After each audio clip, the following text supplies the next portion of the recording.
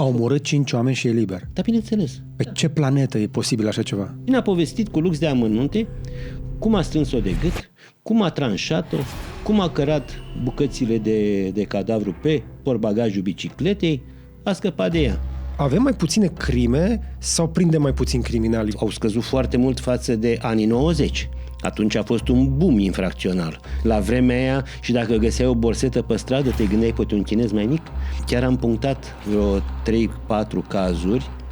Un chinez la Geamantan, după aceea un român-american tranșat și găsit în Dâmbovița, chinez la Ceaun. La Pasaris era clar voință criminală. Fără discuție, am discutat forța răului. La Pasaris aveai senzația că vezi diavolul pe picioare. Exact. Care crezi că a fost reacția lui? Că dacă aș putea, te-aș omorî. Puțin nu înțelege cât de gravă era problema drogurilor în 2003. O vedem acum.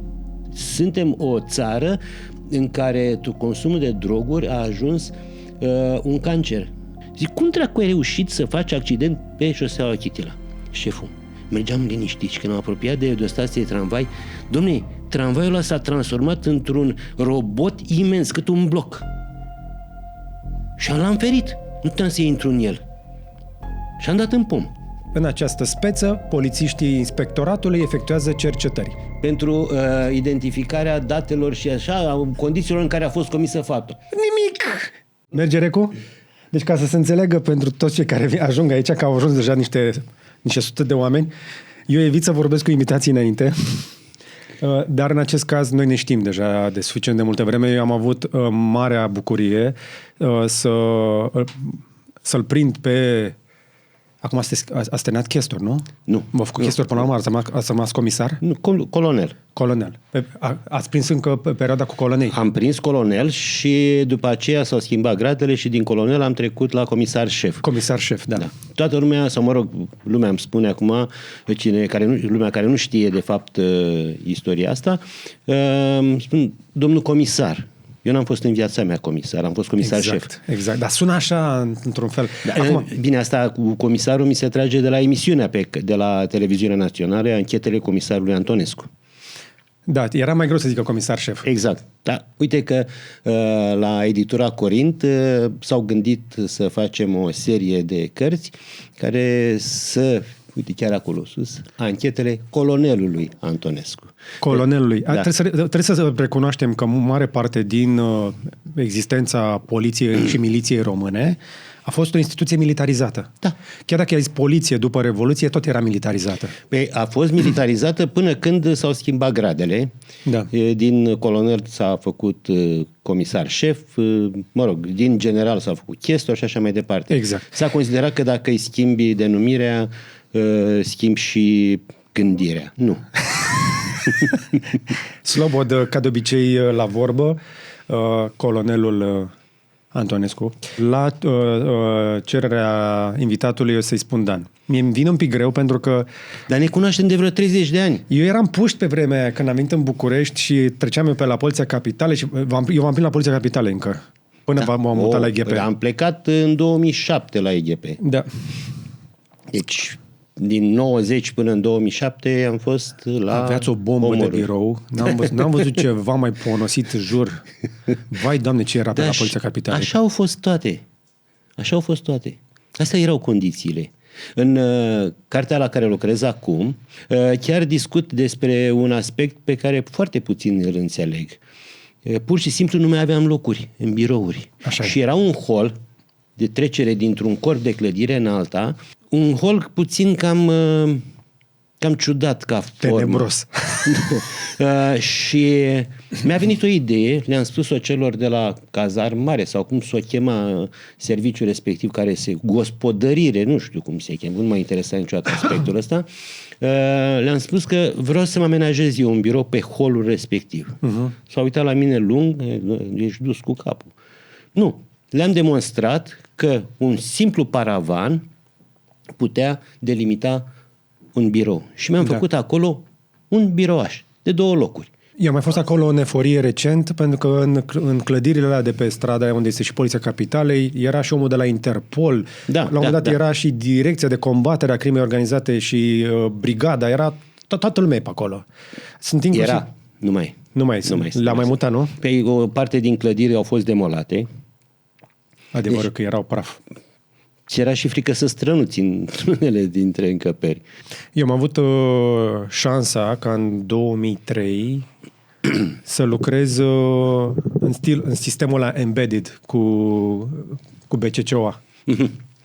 La combaterea crimei organizate și antidrog, pe vremea când se lupta mult să lupta cu drogurile în România. Mai țineți minte? Dar cum să nu? Am colaborat cu ei și când lucram la omoruri. Nu m-am gândit vreodată că o să ajung director acolo, dar viața îți rezervă foarte multe surprize, de cele mai multe ori neplăcute. Asta a fost una dintre cele plăcute.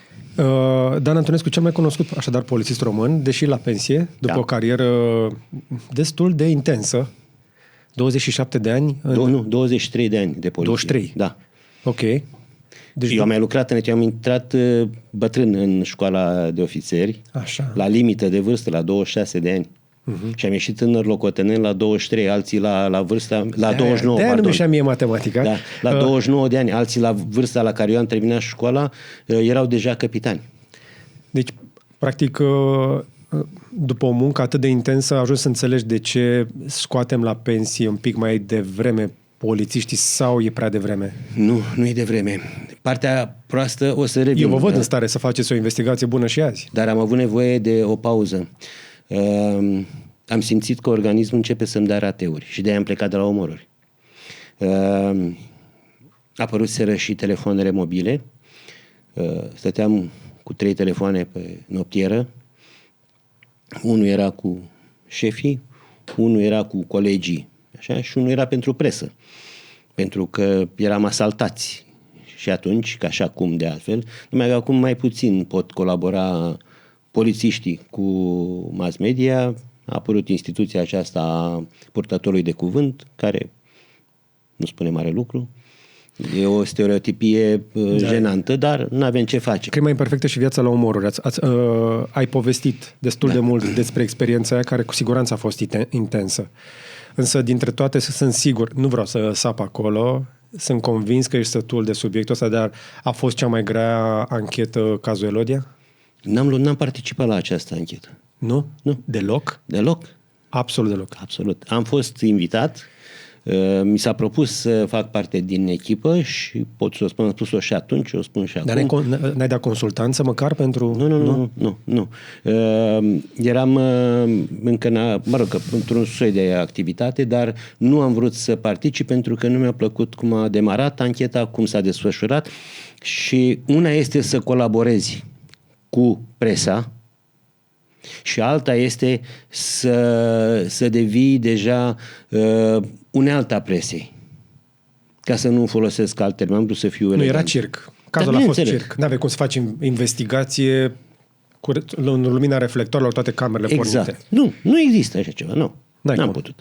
Nu, și a refuzat elegant, a înțeles omul care mi-a propus, chiar nu m-a interesat. Sunt convins că de sus până jos toți șefii erau disperați să se termine o dată cu circul ăla. Exact. Era o presiune cu care șefii nu sunt obișnuiți și o presiune care nu le convine. Și atunci ar face orice, ar pune pe oricine herupism sau orice ca să se termine presiunea aia. Am văzut chestia asta. Dar o chestie de herup pe care am văzut-o totuși în poliție, despre care vreau neapărat să vorbim, pentru că o cunosc destul de bine, că am lucrat cu oameni care au făcut chestia asta în poliție și poate o explicăm mai bine celor care se uită la noi, pentru că se pare că istoria nu neapărat se repetă, dar rimează. În 2003, când am venit eu, la Poliția Capitalei, dar și la Brigada de Combatere, se lupta direct cu traficul de droguri. Da. Atunci, probabil că și acum. Puțin nu înțelege cât de gravă era problema drogurilor în 2003.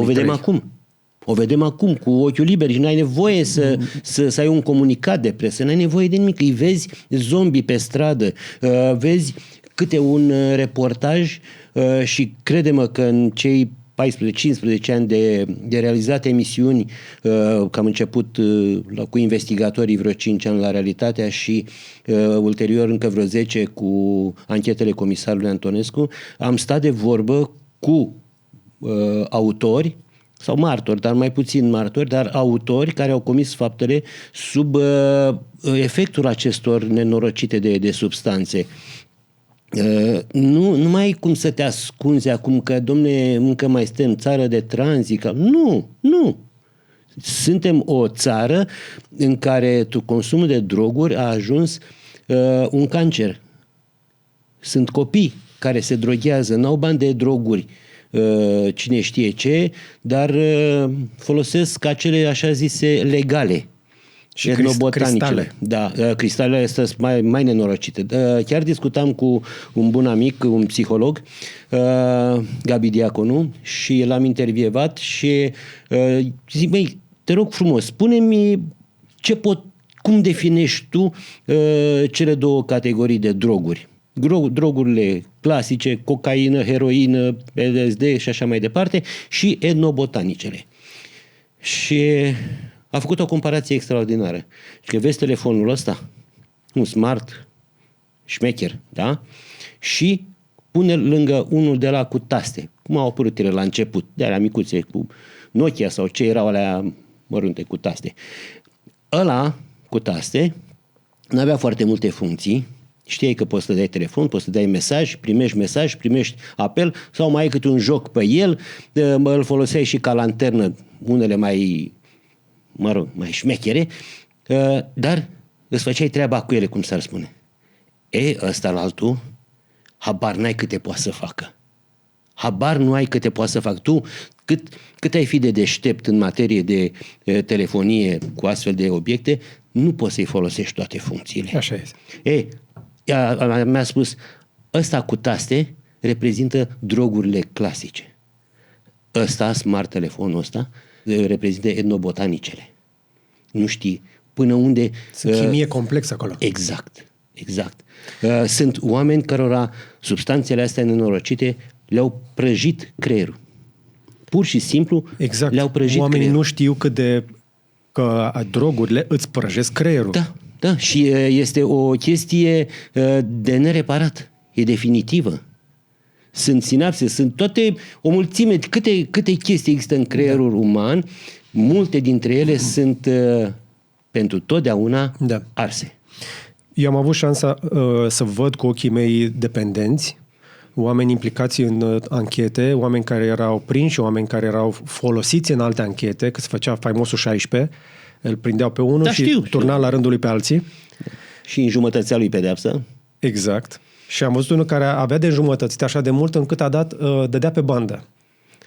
Și de bine de rău în anii ăia... Scuză-mă că te întreb. Se cumpărau ponturile astea. Cine mergea la pușcărie, fie că era arest preventiv, fie că era condamnat definitiv, trimitea acasă vorbă, cumpărăm, găsește niște ponturi ca să le dau să-mi scadă pedeapsa. Chiar dacă el nu știa pontul de la început. Așa, continuă, te rog. Am avut ocazia și într-un fel sunt recunoscător pentru chestia asta, pentru că am văzut cu ochii mei cât de dură este dependența. Am avut un caz pe care l-am și documentat atunci. Eram în antenă pe vremea aia și am făcut un reportaj cu viața lui. Doamne, dacă l-aș găsi în arhiva antenei, ce tare ar fi. Omul avusese înainte apartament pe la Unirii. Avea o viață foarte bună, cu soție, cu copil, cu tot ce trebuie. Le-a vândut una câte una până a ajuns să trăiască într-un nou sit, părăsit. Și soția l-a părăsit și l-am filmat. Într-o zi m-am dus cu el. Era la geamul familiei. Soția se mutase la părinți cu copilul și nu lăsa să-și vadă fetița. Și efectiv plângea sub geamul ei și o ruga, te rog, lasă-mă să văd fata, te implor, lasă-mă să-mi văd copilul. Și în cele din urmă soția a cedat. E o traumă și pentru copil să-și vadă tatăl în halul ăsta. În cele din urmă l-a lăsat să-și vadă tatăl. Imaginea nu m-a părăsit toată viața. A luat-o în brațe, a strâns-o, i-a dat-o înapoi soției și unde crezi că a plecat de acolo? Hai că știi. Nu. A continuat. Și a continuat viața. Ce a făcut după aia? S-a dus să-și ia o motoarea doză. Pentru că pe vremea aveam heroina și heroina, slavă Domnului că nu mai circulă. Acum, eu sper să nu ajungă să ne lovească astea care circulă prin America acum. Fentanilul, care e mai dur. Da, oricum, în permanență vor apărea produse noi. Și unul dintre factorii favorizanți ai infracțiunilor și în general de mare violență îl reprezintă drogurile. Dar noi am avut fapte foarte grave și de o violență extremă și pe vremea când nu se consumau droguri. Și pe vremea, cum scriu în cartea a doua, pe vremea când nu exista telefon mobil, când nu existau camerele de supraveghere stradale sau ale magazinelor sau ale bancomatelor. Și tu reușești să-i prinzi și atunci, e mare lucru. Acum, întrebarea pe care se pune, și o să intru și în niște subiecte mai de genul ăsta. Sunt tare curios. Avem mai puține crime sau prindem mai puțini criminali? Pentru că păreau că anchetele colonelului Antonescu erau ceva mai dese pe vremea aia. Nu se mai raportează, nu se mai fac.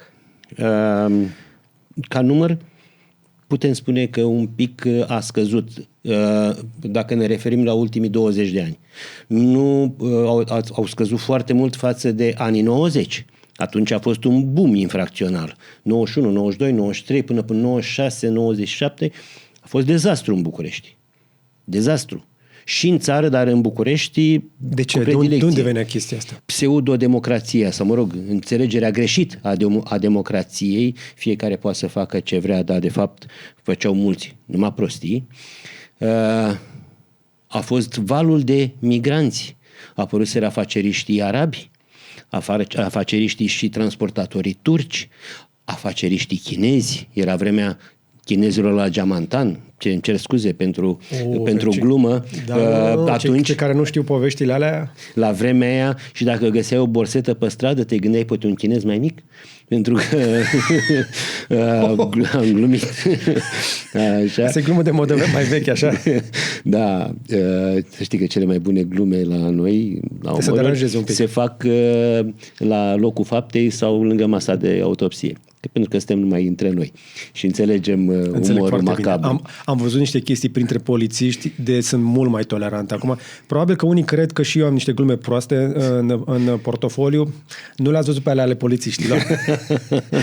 Și adevărul e că stresul defulează așa. Dar oricum, asta e protecția pe care trebuie să ți-o asiguri tu. La vremea respectivă încă nu ieșiseră primii absolvenți ai facultăților de psihologie, care facultățiseră închise pe vremea lui Ceaușescu. Deci era o furtună perfectă. Polițiștii de după Revoluție s-au lovit dintr-o dată de o grămadă de chestii pe care nu le mai văzuseră. Exact. Oameni din toată lumea care veniseră aici Eldorado să vândă săpun, blugi, nu? Da. Ace, brice și carice, așa. Și odată cu ei au adus și obiceiuri proaste, pentru că pionierii, primii care vin și cu multe chestii periculoase. Da. Și în lucrarea de diplomă, atunci când am absolvit facultatea, chiar am punctat vreo 3-4 cazuri, un chinez la Geamantan, după aceea un român-american tranșat și găsit în Dâmbovița, chinez la Chaon. Astea au fost cazurile noastre, asta a fost meseria până la urmă. Că s-au mai potolit și e adevărat că, și o să revin la răspunsul întrebării tale, mediatizarea, nu neapărat în exces, dar mediatizarea succesului poliției, explicațiile pe care le dădeam la conferințele de presă, dacă ți-aduce aminte, că se făceau astfel de conferințe de presă și chestia asta am punctat-o în cartea a doua, pentru că lumea nu vrea să-l vadă pe purtătorul de cuvânt, cum rostește 2 fraze în limbaj de lemn și se încearcă bietul reporter să facă el o știre cât de cât mulțumitoare pentru audiență. Mă uit la Oanță, la Ovidiu Oanță, cum încearcă să umple de multe ori știrea aia, cu el vorbind la cameră. Da. Și când văd de prin țară tot felul de reportaje și purtătorul de cuvânt al poliției în această situație, în această speță, polițiștii inspectoratului efectuează cercetări. Pentru identificarea datelor și așa, condițiilor în care a fost comisă faptul. Nimic! Mamă, ce frumos a vorbit, dar n-a spus nimic. N-a zis nimic. Și mai pun și câte o fată tânără, drăguță, săracă, care se vede clar că încă n-a apucat să facă teren. Să citești cartea. Exact asta am punctat. La vremea respectivă, o conferință de presă în care vedeai autorul și îl și auzeai, pentru că au fost nenumărate situațiile când au acceptat și au luat-o ca pe o posibilă circumstanță atenuantă. invocată ulterior de avocat în fața instanței. Uite, domnule, regretă, a colaborat cu poliția, a recunoscut, a povestit cum s-a întâmplat și atunci judecătorul avea o primă observație asupra autorului. Pentru că până la urmă încerci să-i prinzi, nu ca să-i oprești pe ei, ci ca să vindești societatea. Da. Și procesul ăsta, nu catartic, trebuie să include inclusiv cu chestia asta. Bă, uite, fii atent. Avem unul dintre noi care a făcut o nenorocire. Uite-l, uite motivele lui, uite, îi pare rău. Poate cineva vede, alți nebuni sau alți oameni care au înclinație către așa ceva, învață din experiența lui și noi toți ceilalți vedem că există această putere a binelui care învinge. Exact. Acum îl vezi cu geaca pe cap sau cu gluga, cătușile ascunse, lumea nu e mulțumită. Nu neapărat că ar vrea lumea să vadă în piața publică spânzurătoare sau ghilotină, nu, dar să vadă că poliția nu știe să-și vândă marfa la ora actuală. Și ajunge să le dea o platformă celor care sunt gura liv și care știu cum să manipuleze comunicarea. Mai ales pe mediile acum înflorite. Adică comentariile sunt șocante de cele mai multe ori. Ai unii care din spatele gratilor de acolo îți spun ei adevărul. Da. Am avut și m-am întâlnit cu foștii clienți, dar revin la întrebarea ta și după aceea în continuu ideea. Nu sunt mai multe fapte acum, sunt mai puțin mediatizate sau deja sunt alte aspecte care iau prim planul. Trec în față aspecte politice, aspecte economice, pentru că lumea știe că s-a întâmplat. Da, un viol, o tâlhărie, un omor. Bun, las că rezolvă poliția. Și se bagatelizează cumva activitatea poliției. Dar rezolvă poliția? Să știi că da. Eu, cel puțin de 10 ani de când umblu prin toată țara, pentru că am făcut reportaje cu aproape toate inspectoratele județene, mă interesează cifra de afaceri. Că asta e numărul de cazuri. Exact. Excepție face Bucureștiul, care e number one, adică cifra de afaceri 100% rezolvate. Ce a intrat? Da, de foarte mulți ani. Pe toate crimele? De foarte mulți ani, Poliția Capitalei merge cap la cap cu... Ești invidios pe eficiența lor? Nu. Că pe vremea ta era un pic mai greu. Atunci aveam alte procente. Am avut și 89, am avut și 91 și 92% soluționat. N-am avut niciodată 100%. Deci nu e ca în filme. Nu. Da? În viața reală, poliția îi prinde pe criminali. Clar. Câte un caz rămâne și, spun sincer, nu la București. Sunt foștii mei colegi, sunt prietenii mei în continuare și n-am cum să mă dezic de ei și sunt mândru. De aia spuneam că eu mă consider un privilegiat că am lucrat acolo. Cum am preluat eu, așa am predat. Așa am învățat meserie de la cei care erau mai bătrâni și în carte i-am și nominalizat pe cei care nu mai sunt printre noi, apropo de vârsta de pensionare.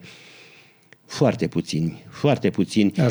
Ajung la pensie și foarte puțini, știi, mai ales în domeniul ăsta, este o chestie deosebită să ajungi la pensie, dar este extraordinar să reziști. Dar nu toți polițiștii au această rezistență psihică, această tărie de caracter și până la urmă această reziliență, că e un cuvânt mai nou pe care îl folosim, dar ai supraviețuit. Da, dar greu.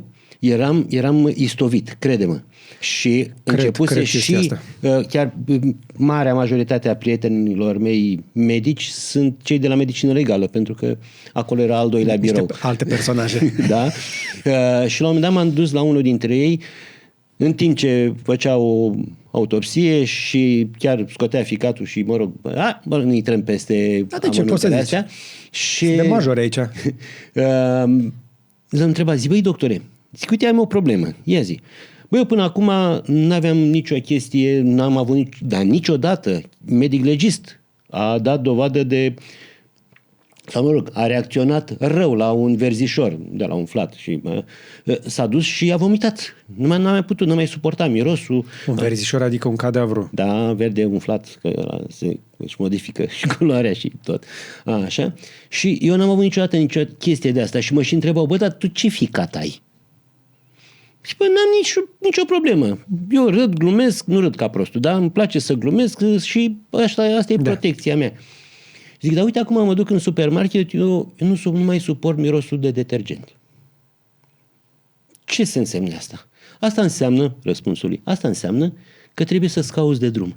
Ficatul tău îți dă semn că mirosul, imaginile, toate trec pe la creier, dar se duc la ficat și îl afectează. Am plecat de acolo, au trecut 2-3 ani de zile, pot să merg liniștit în supermarket sau să stau lângă o pungă de detergent. Fantastic. Și nu mă deranjează. Revenim la IGDLCC îndată ce-ți spun despre sponsorul nostru, Darkom Energy, cei care ne garantează că nu ni se sting luminile din studio, adică nu avem niciodată pene de curent. Panourile fotovoltaice, invertoarele și bateriile sunt inima sistemului nostru energetic și cred cu tărie că sunt investiții importante, dar și rentabile. Cu acest sistem am economisit deja mii de euro la facturi, dar și mai important avem electricitatea garantată, fără fluctuații care ne pot defecta electricele și electronicele. Dacă ai în plan să construiești, să renovezi orice fel de clădire, inclusiv industrială, alege o soluție solidă de generare și stocare de energie. Noi colaborăm cu echipa Darkom Energy și îi recomandăm. O să zic o chestie. La începuturile carierei, eu fugăream ambulanțe. Până să ajung în București, când împreună cu polițiștii fugăream traficanți și alte chestii. Și am văzut oameni în diferite forme de agregare. Am văzut oameni împrăștiați pe mai mulți metri, foarte urât, la multe accidente, pentru că aia se cerea de la București. Da. Dacă voiam să mănânc, trebuia să trimit știri cu morți. Păi, și sângele și sexul se vând cel mai bine. Da, eu mă ocupam de sânge. Și la noi, la Brașov, cele mai des aveam accidente pe care le trimiteam, din când în când mai aveam câte o bătaie. La sat eu am cunoscut violența și alcoolul și topoarele. Și vedeam foarte des oameni cu tot felul de chestii pe la neurochirurgie mai ales. Dar după niște ani de zile în care nu m-a afectat, dintr-o dată n-am mai putut să mai văd. Eu nici astăzi nu pot să mă uit la filme horror. Mă uit, n-am nimic. Eu nu mai pot. Când îmi fac, documentarea pentru câte un episod, iau cazul exact de la A la Z, cu rechizitoriu, cu planșa foto, cu tot. Nu mă afectează. Cum te protejezi de chestia asta? Pentru că suntem oameni, să vezi alți oameni morți, da. Este chestia cea mai nasoală pentru cei mai mulți dintre noi. Eu n-am beneficiat de o consiliere psihologică, pentru că în anii 90 n-avea cine să-ți facă asta. Așa. Și la primul caz la care am participat, o cercetare în locuință, un tip omorât, făcut praf de... Hăcuit? Da. Nu neapărat cât lovit cu bestialitate, scaun rupt în capul lui și toate cele. Cercetarea cu criminalistul și la un moment dat a trebuit să trec dintr-un loc în altul ca să-i fac loc criminalistului. Prima grijă mea a fost nu pentru a nu modifica câmpul infracțiunii, cât să nu-l ating eu cu pantofii mei pe cel care era plin de sânge. O secundă. Exact. Am pășit, m-am dus mai încolo și în momentul ăla, deci la primul caz al meu, în momentul ăla, eu n-am voie să ating vreun cadavru în viața mea. Criminaliștii luau, îl amprentau, puneau mâna pe el sau îi ajutau pe brancardiolești, cum le spunem noi, pe brancardierii de la IML, să mute sau, dădeau mai încolo, să vadă ce-i sub el. Fraților, zic, eu nu ating nici un cadavru. Au murit ai mei, fratele meu, tata, mama. Am fost la privechi, nu l-am atins pe niciunul. De ce? Pentru că asta a fost în mintea mea protecția. Bă, și n-am visat vreodată. Nu mi s-a făcut rău. Da. Nu. Am văzut mii de cadavre, pot să spun, și n-am visat vreunul. De ce? Pentru că protecția am avut grijă să o respect. Dacă eu mi-am propus să nu ating un mort, n-am atins. Am vorbit despre rigiditatea cadaverică, despre toate dar din auzite. Eu nu știu, n-am pus atât mâna pe un mort. Probabil că și glumele și detașarea asta în momentul în care ai plecat de la serviciu până mâine, nu te mai gândești la sau nu mai mergi cu mintea numai acolo, te gândești și la altceva. În prima carte am și spus, aveam momentele mele când simțeam nevoia să mă detașez de o anchetă, de o cercetare. Cum făceai? Uite, mă duceam într-un supermarket, luam un cărucior și mă plimbam printre oameni normali. Nu cumpăram nimic. Da, vedeai un copil de mâna bunicului, vedeai, eu știu, niște oameni care caută prețurile, altul care se bucură că au găsit o ofertă. Erau oameni normali care nu știau sau nu interesau momentele alea, nu interesau un cadavru, o crimă, nu. Erau oameni printre care mă băgam și eu ca să prind un strop de normalitate de la ei. Psihologii exact asta recomandă. E un motiv pentru care s-au desființat multe din spitalele de nebuni, pentru că și-au dat seama că mulți oameni cu niște afecțiuni psihice și le pot compensa pur și simplu umblând printre mai mulți oameni normali. Exact. Și se reechilibrează. Păi, cel mai bun psiholog ești tu. Trebuie să-ți recunoști, să fii sincer cu tine și să-ți recunoști problema. Dacă ai recunoscut problema, deja e pe jumătate rezolvată. Și încă o chestie, după ce am început să lucrez la omoruri, eu n-am mai putut să tai o găină. Eu am fost la pescuit, dar cu condiția ca eu să nu pescuiesc. Să nu pescuiesc și poate zice lumea că nu sunt sănătos la cap. Eu nu rup flori. Dacă mă duc și le cumpăr de la florărie gata tăiate, bine. Dacă nu, le văd pe câmp sau unde ori fi ele, fantastic. Le fotografiez, le miros și îmi văd de drumul meu. Îmi place viața. Îmi place viața, chiar dacă am lucrat Viață la omorâri, cum se cheamă prima carte. Da, apropo, pentru cei care vor să aprofundeze subiectul, nu o să apucăm noi să... deși poate că e doar prima întâlnire, Viața la omorâri. Asta este prima carte. Și bine, asta este poza și sacoul ăla pe care îl recunosc. și că ziceai mai devreme, eu mă aduc aminte cu mare plăcere că știam sigur că dacă te sun răspunzi. Totdeauna. Deci este o senzație din asta, îți câștigă un respect atât de puternic încât știi clar că nu sunt decât dacă ai treabă. Pentru că știai că oamenii ăia care eu lucram în poliție pe vremea răspundeau la orice ori din zi și din noapte și astea vorbește foarte mult despre o relație care s-a mai pierdut între timp între investigatorii din presă și cei din poliție, pentru că investigatorii din presă nu au acces la atât de multe informații, iar cei din poliție știu cum să filtreze cât să dea publicității pentru a face acest, până la urmă, efort social, nu de a scoate răul din societate. Mă vezi zâmbind, mi-am adus aminte de colaborarea cu cei din presă. A existat, deja cu mulți am rămas prieteni, pentru că ne-am respectat cuvântul dat. Da.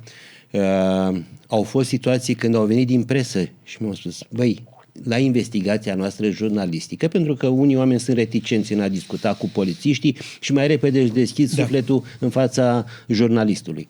Băi, am aflat chestia asta. Vreau să o pun în articolul de mâine. Da. Poate că o știam sau poate că nu o știam.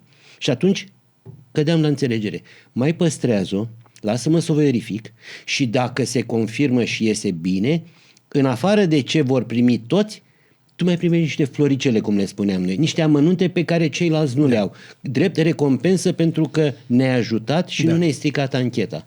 Da. Băi, cum a făcut, și dau exemplu pe Alecu Racovicianu la cazul Mihalea. Da. Nu-l cunoșteam pe atunci și când s-a început cercetarea locului faptei cu Mihalea omorât în casă, trebuia să vină medicul legist, să facă examenul macroscopic. Erau semnele evidente de violență, ni le-a descris în mare.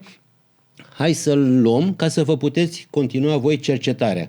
Se făcea o intrare a celor doi brancardieri. Au venit, l-au pus pe brancard, au ieșit cu el, l-au dus la mașină.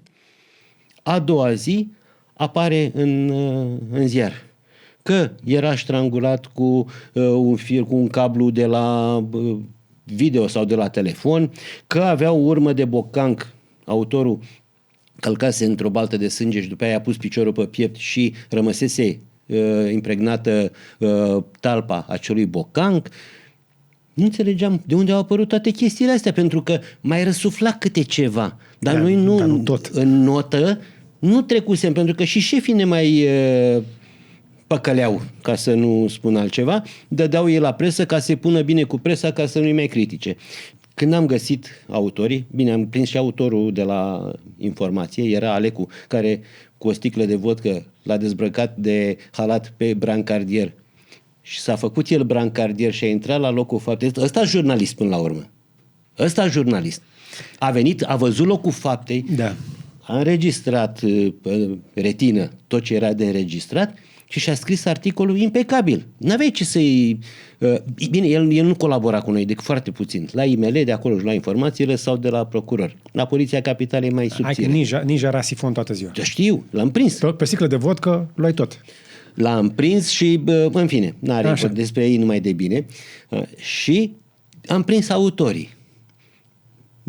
Ne-au povestit unde este obiectul corp delict, cu care îl omorâseră. Cine îl omorâse? Pentru cei care nu știu povestea. Doi tineri, amândoi lucrau la metrou. Unul dintre ei era un partener sexual al lui Mihalea și, mă rog, mai aparte, pentru că avusese mai mulți și de alte categorii, dar asta era cumva mai apropiat. Chiar fuseseră și împreună la mare. Cert este că ajungem la ei. Ei s-au dus să-l jefuiască. I-au furat camera de la vederi, pe care am găsit aproape demontată, voiau să o vândă pe bucăți, ca piese de schimb, mă rog, prostii. N-au știut unde să caute, pentru că omul ăsta avea foarte mulți bani, dar pe care ținea pe fundul coșului cu rufe murdare. Deci nu avea suficientă încredere în iubitul lui cât să-i spună unde ținea banii. Exact. Zic, și bocancii cu care era încălțat, păi dar am văzut în ziar atunci și imediat i-am pus pe foc, i-am ars. Deci o informație scăpată în presă a distrus o probă. Exact. Cazul ăla a făcut foarte mult tamtam în societate pentru că era un caz de violență într-un astfel de cuplu. Dar au fost foarte multe în perioada aceea, mai ales pentru că în codul penal vechi era o infracțiune, considerată infracțiune, astfel de relații între persoane de același sex. Cei care aveau astfel de parteneri, mai mulți, sau mă rog, își căutau așa în diverse medii, au fost victime ale infracțiunilor de tâlhărie sau chiar de omor. Și dacă vorbim de tâlhărie sau tentativă de omor, evitau să facă plângere pentru că îi păștea pușcăria. Rămăseseră cu concepția asta. Gândiți-vă la chestia asta, dacă lumea în care noi trăim incrimina relațiile între persoane de același sex până prin... Încă vreun an, doi după Revoluție, parcă a mai fost chestia asta. Exact. Însă, aș mai insista un pic la partea de droguri.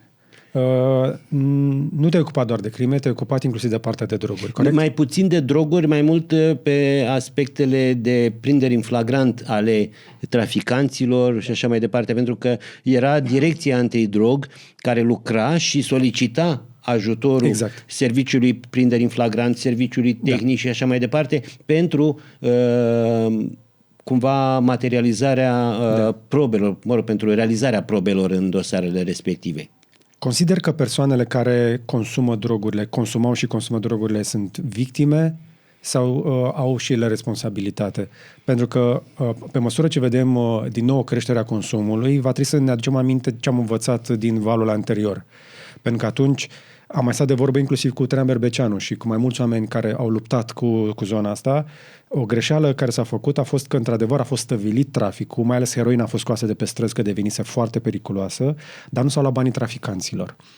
Și până când ajungem la traficanți și la unde au ajuns banii aia, mulți au ajuns în imobiliare, pe ne mai interesează în primul rând victimele. Pentru că consumatorii de cele mai multe ori devin victimele acestor oameni. Știi, e o problemă pe care am pus-o inițial în cazul violatorilor în general și al pedofililor în special.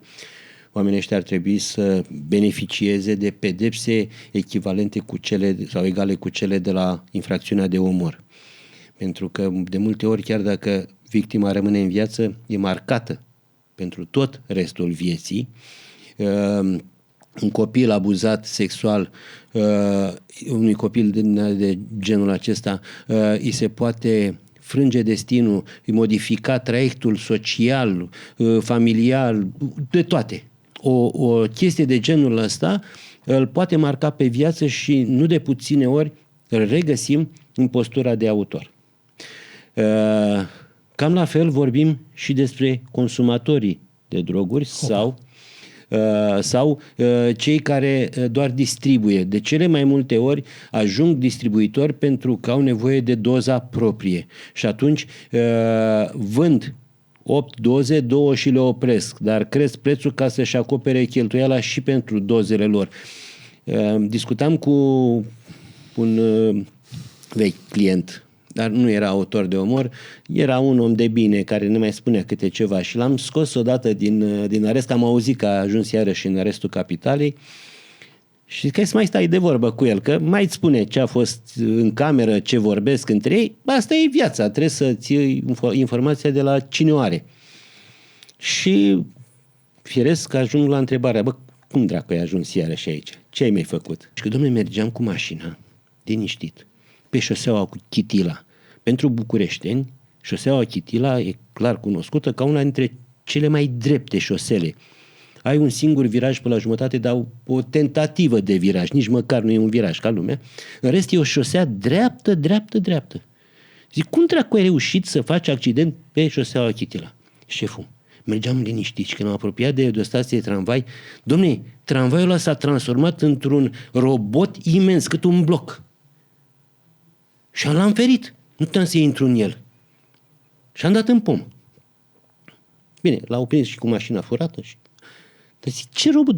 Dom'le, așa mi s-a părut mie că tramvaiul ăla s-a transformat într-un robot. Astea sunt imaginile distorsionate, produse de droguri. Sunt momente de plăcere, de relaxare, evident, dar în realitate urmările sunt Dar există dezastru. o predispoziție la a consuma drogurile pentru că, întâmplător sau nu, cei care ajung să consume droguri sunt din familii dezorganizate, părinții sunt absenți, situație Vrei socială. să mă dau exemplu pe mine?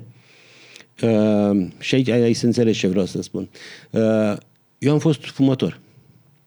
La 14 ani m-am apucat de fumat. De ce? Pentru că prietenii mei de la bloc fumau. Că unii aveau 15, alții 16 ani. Am vrut să fiu și eu ca ei. După care m-a prins drogul ăsta, ca să-i spun așa, al fumatului și am fumat vreo 14 ani. Păi și de ce te-ai oprit? Pentru că mi-a venit mintea la cap. Păi cu meseria asta era normal să te reapuci. Nu, ai să râzi. E în ultimul an de școală militară. M-am lăsat de fumat înainte de noaptea, stăteam și învățam că aveam examene și odată m-am supărat eu pe mine. Cum ai reușit? Brusc. Nimeni nu mă crede. De la aproape 2 pachete pe zi, fantastic, la un moment am spus, nu e bine pentru mine. Acum, de bine de rău, consumul de țigări și de alcool este în scădere. Și de droguri te poți lăsa. Dar drogurile sunt în creștere. Și de droguri te poți lăsa. Și nu întâmplător am adus în discuție copilăria mea, adolescența mea. Mulți dintre cei despre care vorbim sau la care te referi tu s-au apucat de consum de droguri tocmai pentru că în mediul, în grupul lor se consumă și atunci el nu vrea să facă notă discordant, nu vrea să fie altfel decât sunt cei care l-au acceptat în grup. După care se trezește că parcă e prea puțin. Când se întâlnesc la o chermeză sau cine știe ce mai fac ei, ăștia și separat. Și uite așa, ușor, ușor. Deci trebuie să crești doza ca să simți și așa mai departe. Da. O să ajungem la tipurile de criminal și la gena criminală dacă există așa ceva, dar în realitate multe din infracțiuni se întâmplă pe consum de substanțe. Suntem de acord? Chiar spuneam zilele trecute într-un comentariu referitor la o crimă că până în urmă cu câțiva ani aveam un numitor comun al faptelor de mare violență. Consumul de alcool. Da. Ei, mai nou... Și la accidente aveam multe cauzate de alcool. Da. Mai nou, lângă acest numitor comun, s-a mai adăugat unul. Consumul de droguri. Da? Îl găsești în marea majoritate a cazurilor. Mai puțin cele care sunt, violență casnică, conflictele spontane între vecini sau, degenerate. Sunt la beție. Majoritatea. Majoritatea bătăilor la care m-am dus și am filmat la țară erau pe băutură. Da, bineînțeles. Eu spuneam... 90%. Dădeam exemplu acestora unde rămâne doar alcoolul singur. Dar la celelalte, la multe altele, regăsim și drogul. Așadar, trebuie să fim de acord că substanțele de orice fel, alcoolul și drogurile, sunt principalul făptuitor de crimă din România. Da? Și ca un învățământ, ca să zic așa, fapta comisă sub influența acestor substanțe, fie că vorbim de alcool, fie că vorbim de droguri, nu reprezintă o circumstanță atenuantă. Prezența acestor substanțe, nu. Pentru că vorbim despre beția voluntară și de consumul voluntar de droguri. Exact. Este o circumstanță agravantă și explicația e simplă. Consumul de alcool este un dezinhibant și dispare frâna aceea despre care vorbesc psihologii. Civilizația. Da. Drogurile, consumul de droguri, de asemenea, distorsionează realitatea și poți comite niște fapte și chiar am discutat cu autori de omor care mi-au spus, domnule, eu nu mă mai recunosc mă uit în oglindă și văd un criminal. Nu știu cum am ajuns eu un criminal. Adică am consumat, dar eu nu știu de ce am omorât. Și îmi spunea același om, sper să mai trăiască pentru că îmi dădea senzația că are gânduri suicidale și era tânăr, și că eu poate că o să ies din pușcărie. Dar și pentru societate eu sunt cumva, mi-am ispășit pedeapsa, plec de la zero. Nu. Poate pentru societate, dar eu am să văd în oglindă în permanență un criminal și ăla sunt eu, domnule. Deci sunt oameni pe care poți să-i mai recuperezi. Și mai este și combinație între alcool și droguri și pe a urcat la volan. Da. Și avem cazuri recente în care avocații au încercat să-i scoată pe omor din culpă, adică omor din vinovăție. Nu, de fapt, e ucidere din culpă. Ucidere din culpă, când de fapt... E omor toată ziua. Da. Pentru că dacă tu ai consumat voluntar, te-ai urcat la volan și ai omorât pe cineva, nu s-a întâmplat din culpă, s-a întâmplat cu premeditare. Aproape premeditare. Bine, aici putem Cum discuta e? și... Asta vreau să mă lămurești. Cum e acolo? Pentru că cazurile astea au ținut cap de afiș, cred că le-ai văzut și tu. Da, bineînțeles. Și au creat atât de multă, să zic, supărare și frustrare în societate e puțin. Au creat valuri de furie. Dacă vorbim de 2 mai, da, odată, dar avem alte cazuri unde s-a menținut încadrarea juridică și s-a soluționat, s-a menținut încadrarea inițială și a fost condamnat pentru omor. Nu avem un sistem juridic uniform. Pentru un furt banal, la Timișoara poate că îți dă 2 ani. La Iași, aleg aleatoriu denumirile acestor localități. La Iași poate că îți dă o amendă penală, la Constanța îți dă scoatere și la Baia Mare îți dă 5 ani sau 2 luni sau orice. Adică nu avem un sistem juridic la care să ne raportăm. E adevărat că există foarte multe variabile într-un probatoriu, inclusiv persoana autorului, circumstanțele în care a comis fapta, dar până la urmă prejudiciul este același, fapta este aceeași încadrată. Ce vrei să spui? Că ai vrea precedent ca în Statele Unite? Ar fi bine. Ar fi bine pentru că ai avea la ce să te raportezi și atunci...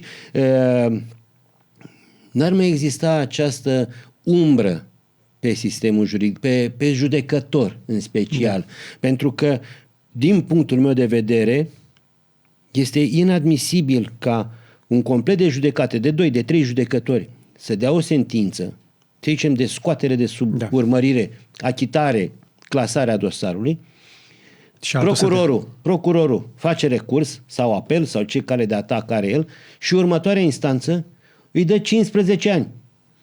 Pe același probatoriu. E ca și cum sistemul nu are încredere în propriile sale decizii. Pentru că dacă am avea jurisprudență... Că de fapt dacă am avea legea răspunderii judecătorilor... Exact. Ne-am uitat un pic că noi vedem în filme că dacă în cazul cu tare... Da, la noi în instanță poți să te duci, că în alt caz o instanță și judecătorul o să zică așa și... Pentru că nu contează precedentul. Da, el spune, eu sunt...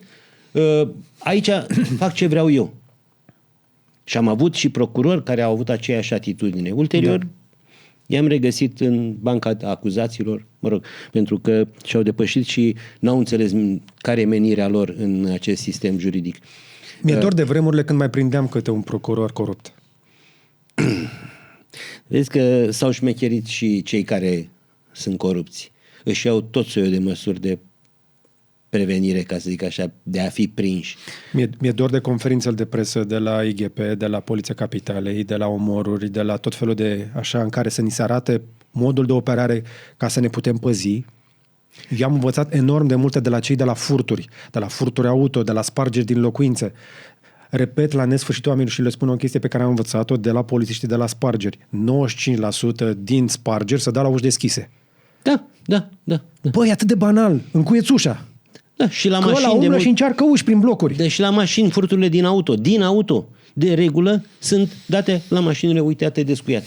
Că ăla trece și încearcă. Acum, vreau să intrăm în alt registru. Te rog. Pentru că mă interesează, dacă am înțeles că mare parte din tot ceea ce înseamnă infracțiune, crimă, este statistică și este chestie simplă, da? Cineva a consumat ceva, a făcut o tâmpenie. Există totuși gena criminalului, există oameni care se nasc criminali, pentru că, din ce am studiat eu, 2% din populație ar fi psihopați. Acum, nu avem 2 din 10, 1 din 50 care umblă pe stradă și omoară oameni, pentru că îi ține societatea sub control, se mai plimbă și ei prin supermarket, mai văd alți oameni, le este frică de puterea legii, sunt într-o familie care îi conține psihologic, dar unii dintre ei, totuși, mă gândesc că ies cumva din normal și ajung să facă câte o crimă. Gena violenței, a criminalului. De-a lungul vieții tale, și acum sincer, ai avut vreo pornire spre o violență maximă împotriva unuia care te-a nedreptățit, un motiv foarte, foarte serios. Ai avut gânduri de astea și pornire de moment? În ultimul an? Nu, de-a lungul vieții. Dan, în ultimul an, pentru că pot să-ți relatez câte una pentru fiecare an. Bun. Deci în mintea mea îmi pot imagina tot felul de scenarii. Ce te oprește să duci gândul să-l materializezi? Perspectiva unor ani de pușcărie? Perspectiva unei conștiințe încărcate? Perspectiva unui blam adus familiei, apropiaților tăi, că toate vor fi stigmatizați pe viață de că sunt, uite, nevasta sau copilul lui criminalul ăla? Toate astea la un loc. Nivelul tău de cultură, de inteligență, de educație, de credință, te-au obligat să pui piciorul pe frână. Da? Ei, sunt unii care uită și nu interesează, sau dorința de a se răzbuna pentru o nedreptate și frustrările acumulate îl duc către a comite fapta respectivă, indiferent de consecințe. Deci toți avem, dar pe mine mă interesează ăia care o fac. Marea majoritate știm să ne oprim. Cei care nu se opresc și care nu o fac pe substanțe, care o fac cu inteligență, cu plan, încearcă să facă crima perfectă, da? Nu imperfectă. Sunt oameni care plănuiesc. Da. Și unii care trec la fapte. Da. Devin ei mai buni pentru că nu prea mai prindem? Asta e o altă discuție. Dar suntem de acord că există un anumit procent dintre cei care ne înconjoară, care nu doar că pot, ci devin criminali conștient, nu sub influența unor substanțe? Clar există și marea majoritate sunt cei care au comis faptele în forma agravantă. Și aici mă refer la omorul calificat cu premeditare și aici, dacă vorbim de premeditare, îmbracă nenumărate forme. Din momentul tocmai de aceea este și pedepsită mai drastic fapta în sine, omorul calificat. Pentru că presupune conștientizarea a ceea ce vrei să faci. Conștientizezi rezultatul, urmările, pe când la omorul simplu e de cele mai multe ori o chestie spontană. Atunci, cum spun ei, mi s-a pus negru în fața ochilor și n-am mai știut ce fac. Și am stat de vorbă cu astfel de oameni. Nu neapărat cu cel drogat.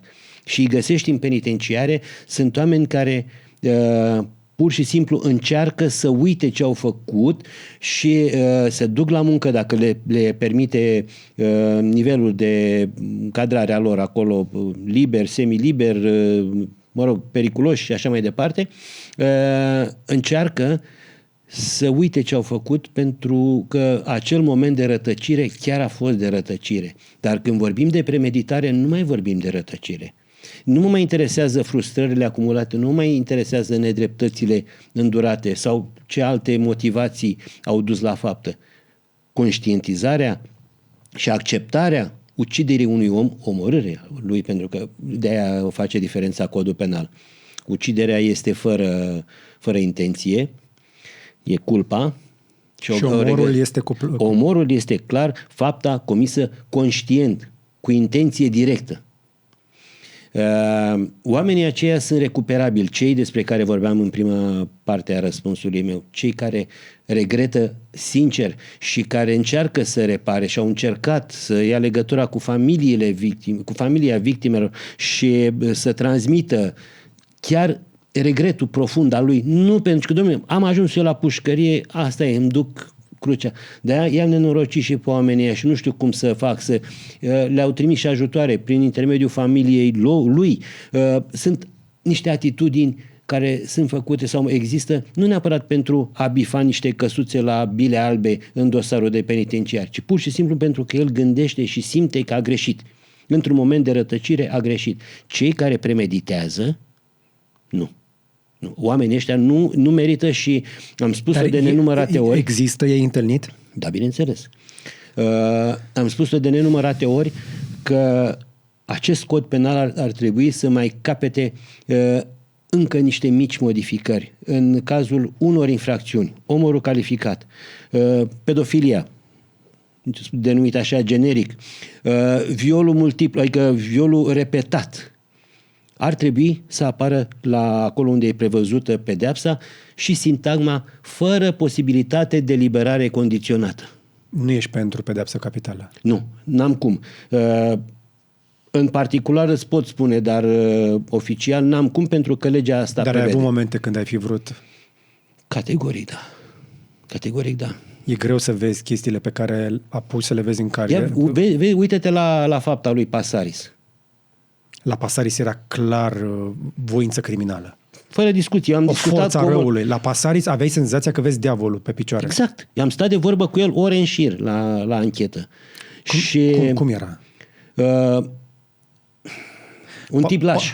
Paranteză pentru cei care se uită, notați-vă undeva și uitați-vă după cazul Pasaris. Îl găsesc descris în amănunt în prima carte, Viața la omoruri. Ăla este un criminal pur. Da. Când i-am demonstrat că minte, care crezi că a fost reacția lui? Că dacă aș putea, te-aș omorâ. Bine, zic, uite, ies colegii afară și rămânem noi doi aici. Nu. Să te împușc. Nu să ne batem. Să te împușc. Asta și-ar fi dorit el. Omul ăla, cum să-l crimă lașă. Cum să-l recuperezi? Ai un mano a mano, boss. Exact, haideți să o facem. Da. În fine, și apropo de liberarea condiționată, el de 4 ani de zile putea fi liberat condiționat. Dar... S-au împlinit cei 20 de ani. Minim. Adică minimum prevăzut de lege pentru a putea solicita liberarea condiționată. E adevărat că instanțele noastre nu i-au dat drumul și chiar dacă îi vor da drumul, îl preiau grecii, pentru care afaceri judiciare și acolo au omorât 2 polițiști. E încă la noi. Da, e la noi. Dar unde? La Rahova sau? Nu mi se pare că la Craiova, din câte știu eu. Ok. Sper să nu iasă din pușcărie vreodată. Nu că mi-ar fi teamă de el, Doamne Dar ferește. ăla este genul de om care are gena criminală. Ăla, clar, bine, contează foarte mult și mediul în care a trăit. Evident. Pentru că taică-su, de asemenea, a fost condamnat pentru activități teroriste. Da? Nu întâmplător a ajuns să facă ceea ce a făcut. Suntem jumătate mediu, jumătate genă. De-aia și un criminal poate fi ținut pe loc de mediu. Da. Știi că sunt studii făcute pe chestia asta. Între 40 și 60% poate să fie bagaj genetic și restul mediu. Școală, comunitate, familie, toate constrângerile, felul în care viața încearcă să te șlefuiască, să te niveleze, să te bage într-o cutiuță. Dar există oameni care reușesc să treacă prin toate lucrurile astea dintr-un 1.000.000 de oameni, cât sunt așa? Habar n-am. N-am făcut statistici. Dar mergi pe stradă și vezi în privirea cuiva ceva criminală? Vezi, eu nu... Al 6-lea simț ăla de polițist de la omoruri. Eu am reușit să mă detașez din momentul în care am plecat din birou, lucrând la omoruri, n-am ajuns să suspectez pe toată lumea de posibil. Știu, dar eu încerc să aflu altceva de la tine. Sunt convins că după o viață investigând genul ăsta de oameni, ai văzut diavolul în ochi, l-ai văzut pe Pasaris, era diavolul acolo? Da. Uite-te la Toma Gheorghe, autor a 5 omoruri. E primul care a fost intervievat de mine. 2 ore a durat interviu cu el la penitenciarul Arad, în care mi-a povestit cum a omorât un cuplu de oameni mai în vârstă, pensionar, Meane, el și soția. I-a omorât înainte de 89 și a beneficiat de cele 2 grațieri și până 93-94 s-a liberat de tot. După care a făcut tot soiul de furtișaguri, a mai ajuns pe la pușcărie și una dintre fiice, că avea 2 fiice, plictisită fiind de tot timpul îi ducea ba pachet, ba la pușcărie, avea nevoie și ea, până la urmă, dom'le, tu văd că stai mai mult la pușcărie, vreau să-mi fac și eu un împrumut la bancă, nu-mi dă pentru că n-am nimic pe numele meu, vreau să-mi trec casa pe numele meu. S-a dus cu un notar la penitenciar, i-a semnat actele și și-a trecut casa pe numele ei. A ieșit el într-una dintre pauzele, discutând cu el, mi-a zis că mai mult de jumătate din viață și-a petrecut-o în pușcărie. Când am vorbit eu cu el, avea vreo 72 sau 73 de ani. Acum 10 ani și încă e acolo. Sper să mai fie acolo. Pentru că nu se înțelegea cu fisa, până la urmă s-a enervat și aia că ba făcea scandal, ba o bătea, ba... Și aia s-a enervat, l-a chemat în judecată să le evacueze din casă. Cu o zi înainte de a se prezenta la proces, a omorât-o.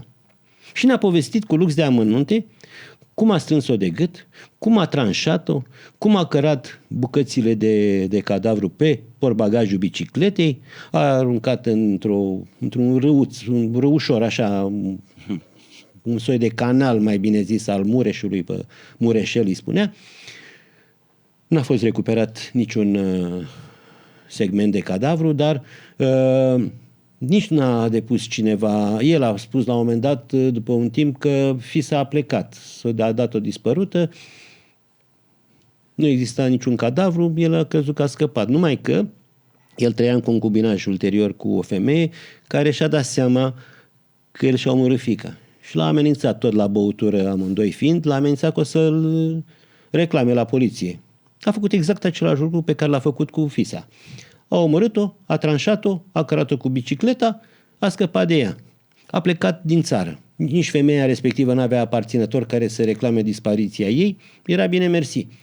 A plecat în Franța, a trăit bine mersi acolo vreo 4-5 ani, a venit înapoi, s-a transformat în proxenet și-a luat 2 fete pe care le scotea la produs și așa a cunoscut un italian, căruia i-a oferit 2 fete, voia ăla să facă o petrecere și avea nevoie de animatoare.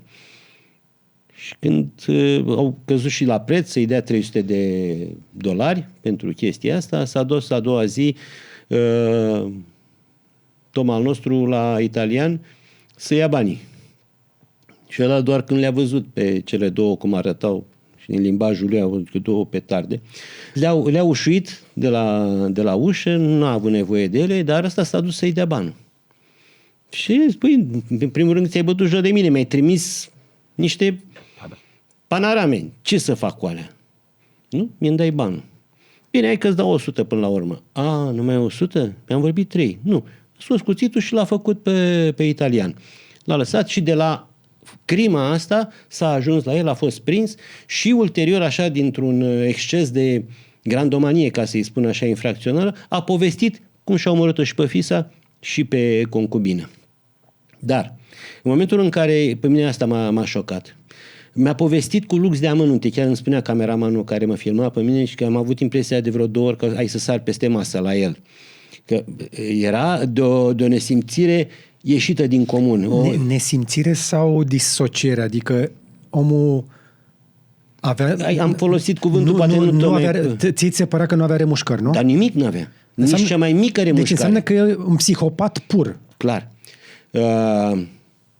Eu știind toate crimele lui, l-am lăsat să vorbească, l-am mai întrebat, l-am mai contrat puțin.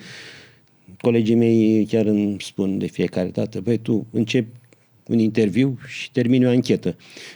Că nu-l lași să spună cam ce vrea el. Păi, dacă o viață întreagă am făcut anchetă, cum să-l las să mă minte așa? Și demonstrez cu argumente că, de fapt, bate câmpii și să venim pe drumul bun. Bun, și îmi povestește și de fisa, și de primii doi pe care i-au omorât, îmi povestește și de concubină. Zic, bun, și ultimul? Care ultimul? Păi, italianul? Păi am și uitat de el. Deci uitase că el comisese o crimă. Ăsta era omul. Și el, zic, și acum... Păi tu nu uiți unde ți-ai pus cheile din când în când. Da. Zic, băi, și acum o să sfârșești în pușcărie. Ce înțelegi tu din viața asta? Nu. Eu mai am încă 4 pe listă. 3, că frate meu a murit, dar trebuia să-l fac și pe ăsta, că n-a venit la mine, mai am pe fimea ailaltă, mai am procurorul și un polițist. Eu nu pot să plec din lumea asta până când nu-mi rezolv toate problemele. Deci el a afirmat, și eu am înregistrarea, el a afirmat că el nu poate să moară până când nu îi omoară și pe cei pe care el îi are pe răboși. Vine vreo grațiere, îl lasă pe ăsta. Să sperăm că nu. Pentru că foarte multe din fapte se întâmplă prin recidivă. Oamenii ăștia sunt eliberați și fac din nou. Odată ce aluneci pe calea asta... Deși la omor recidiva e foarte rară. Recidivă frecvent găsim la violatori, la pedofili în special, la escroci, acolo găsim, sau la șpringari, la spărgătorii de locuințe. Da. Da. Deci ești de acord că, spre exemplu, în cazul pedofililor și violatorilor trebuie să existe un registru și să fie urmăriți îndeaproape? Categoric, da. De ce oare în țările considerate democratice și în care sistemul juridic prevede o chestie, la noi nu se aplică? Acolo când un pedofil este eliberat, în sfârșit, că nu mai au cum să-l mai țină, el este obligat să se prezinte la unitatea de poliție din zonă, iar polițiștii de acolo îi atenționează pe vecinii lui că este un pericol pentru copiii lor. Pentru că ăla are o dependență, ca să nu zicem adicție, exact, pe care nu și-o poate controla.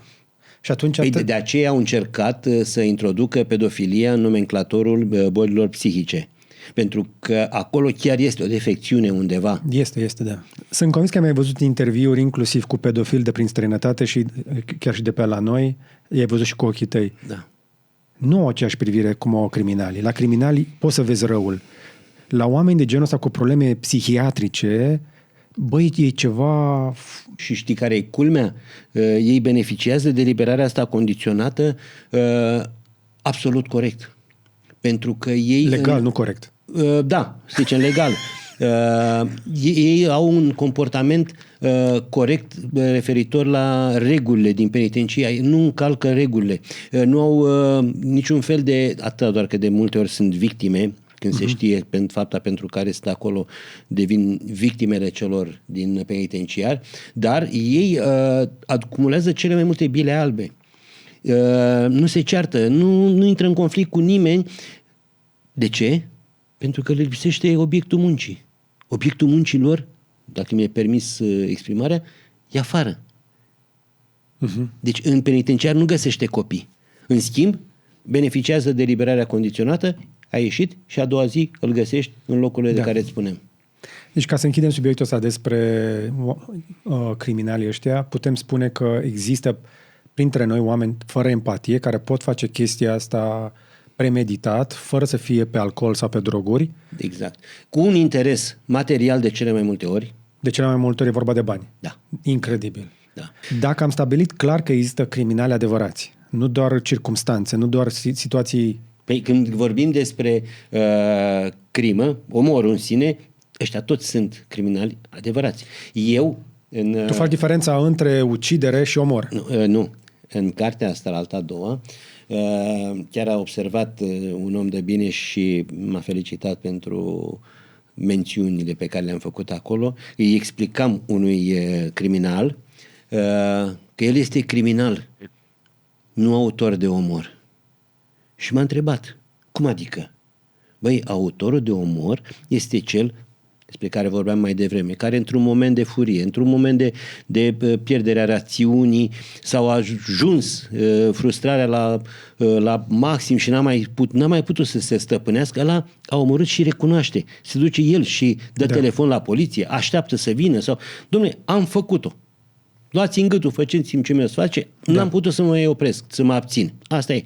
Pe când criminalul este ăla care premeditează sau după ce a comis fapta, într-un moment de beție, poate că nici nu-și mai aduce aminte exact ce a făcut. Că încearcă să uite. Da. Ce face? Încearcă să ascundă probe, încearcă să-și creeze alibiuri și atunci ce pretenții să ai de la el, să aibă remușcări, regrete sau nimic. Ăla e criminal, din punctul meu de vedere. Celălalt e autor de omor. Și cum îi dovedești premeditarea în cazul ăsta? Că trebuie să dovedești premeditarea aia. Premeditarea se dovedește și prin comportamentul lui ulterior. Dacă o ascunzi după, exact. Intră la premeditare chiar dacă zici tu că am avut eu... Într-un fel. Okay. Îți argumentează premeditarea pe care o presupun și alte probe, dar nu în totalitate alea. Mi se pare importantă distinția între astea două, mai ales că văd în privirea unora dintre oamenii care conduc pe străzile din București. Nu face greșeala, pentru că aici suntem mulți cu privire de asta. Când exact. La aia mă refer. Adică știi că a fost un caz filmat în care cineva a încercat să-l scoată pe altcineva de pe drum. Dar știu, acolo la Pod la Băneasa. La Pod la Băneasa și a fost acuzat de tentativă de omor. Tentativă de omor. Da, el era supraveghetor de trafic sau cum se cheamă cei de controlul de trafic de la aeroport. Deci un om care... Meserie foarte stresantă. Exact, odată, dar care presupune o analiză rapidă și corectă a unei situații. Da. Păi și tu ce faci? Și aduți aminte că tot spui de imagini.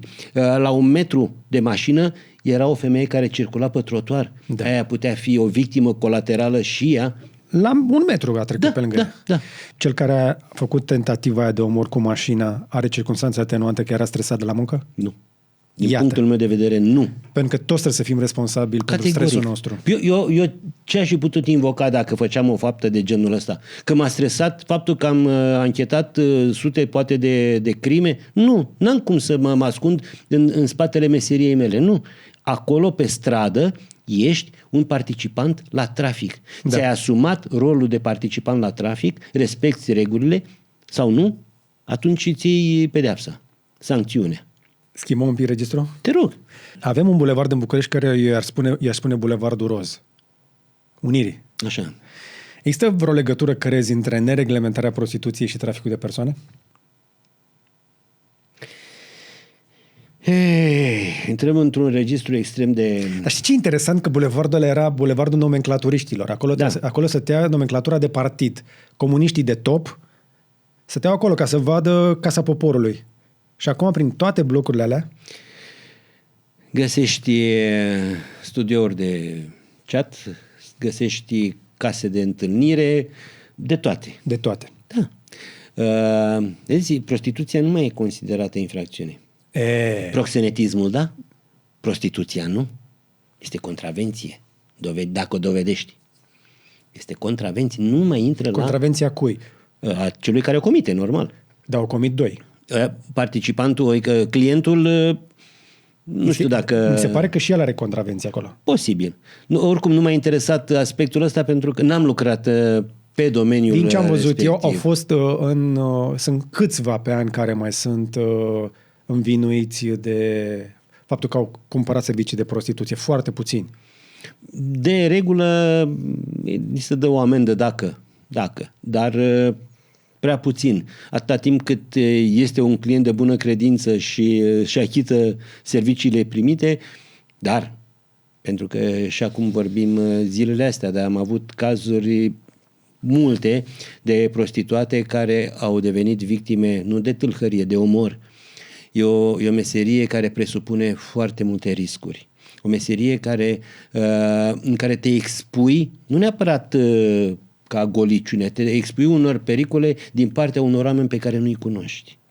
nu-ți garantează nimeni, pentru că deși ar putea avea un proxenet sau, mă rog, un protector, ca să-i spunem așa, care să-ți asigure un minim de siguranță când ești tu cu el în pat sau oriunde în altă parte, sunteți 1 la 1.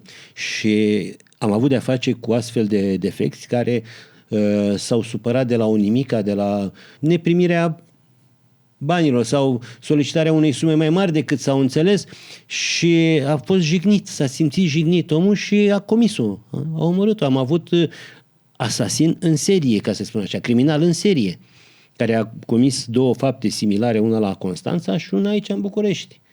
Cu prostituate. Da. La ambele cazuri, în ambele cazuri, victimele fiind omorâte în propria locuință. Deci le-au primit în casă. Și le-am găsit foarte multe similitudini și așa am rezolvat, noi rezolvând cazul de aici de la București, am rezolvat și cazul de la Constanța, care rămăsese cu autor necunoscut. Deci același mod de operare. Cum a legat victima, cum a omorât-o. În România, auzi tot mai rar de chestia asta. Da, am avut. Sau avem și criminali multipli. E diferență. La criminalul în serie, nu numai în concepția mea, există un tipar. Da. Fie în privința locului comiterii faptei, fie în privința modului de operare sau al obiectului folosit, fie în privința victimei, ai unul dintre tipare sau le ai pe toate. Da. Pe când la criminalul multiplu este un criminal care a comis foarte multe fapte, fără a avea legătură între ele sau fără a semăna între ele. Am avut un astfel de om, avea vreo 5 fapte. Wow. Da, a fost, și acum e liber. Nu cred. Ba da, și a ispășit. A omorât 5 oameni și e liber. Da, bineînțeles. Pe ce planetă e posibil așa ceva? Eu când îți spun că ar trebui introdusă sintagma aia, fără posibilitate de liberare condiționată, păi și cei 2 de la Mihalea au fost condamnați la detențiune pe viață și amândoi sunt liberi. Da? Condamnați în 93. În 2023 au ieșit, sau 2020. Au ieșit. Odată unul, după încă vreun an celălalt. Deci au ieșit. Și cel despre care vorbesc, de asemenea, e liber. Sunt mulți care și-au ispășit fracția, cum spun ei, cât era prevăzut. Pentru că dacă ai detențiune pe viață, după 20 de ani poți să ieși. Poți să soliciți. Și dacă ai avut un comportament bun și dosarul de penitenciar nu devine o piatră de încercare, dar o secundă. Ne-am întors la criminali. O secundă. Uită-te tu la o chestie. Există o instanță de judecată care hotărâște liberarea condiționată a unui astfel de condamnat. De cele mai multe ori, dosarul de solicitare a liberării este întocmit la cererea celui condamnat. Prin avocat, mă rog, tot tacâmul. Dar, de multe ori, este întocmit chiar de administrația penitenciarului. Pentru că nu mai au locuri, e foarte mare înghesuială și atunci ei analizează. Băi, avem din 50 care ar putea să se libereze condiționat, avem 30 care chiar îndeplinesc toate condițiile. Au fost la muncă, au făcut, au dres, s-au îndreptat. Și administrația înaintează dosarul.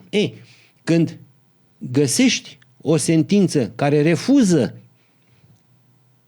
dosarul întocmit de penitenciar care a stat cu el acolo 15-20 de ani, dom'le, s-a cumințit, s-a reparat, e în regulă. Instanța spune nu. În schimb, unul care a îndeplinit fracția, dar are dosarul plin de sancțiuni, că a avut conflicte, că a avut abateri, dar au trecut acei ani și penitenciarul recomandă nu, lăsați-l în continuare, când nu s-a îndreptat, te trezești că instanța îl pune liber. M-aș întoarce totuși la partea cu prostituția și cu traficul de persoane. Genul de oameni care omoară femei o fac pentru că sunt ei criminali sau există cu adevărat criminali care urăsc femeile? Ca și în violența în cuplu, de cele mai multe ori femeile sunt victime, dar de regulă întâlnim un aspect pe care puțin îl acceptă. Bărbatul are senzația că prin relația de cuplu, femeia devine proprietatea lui.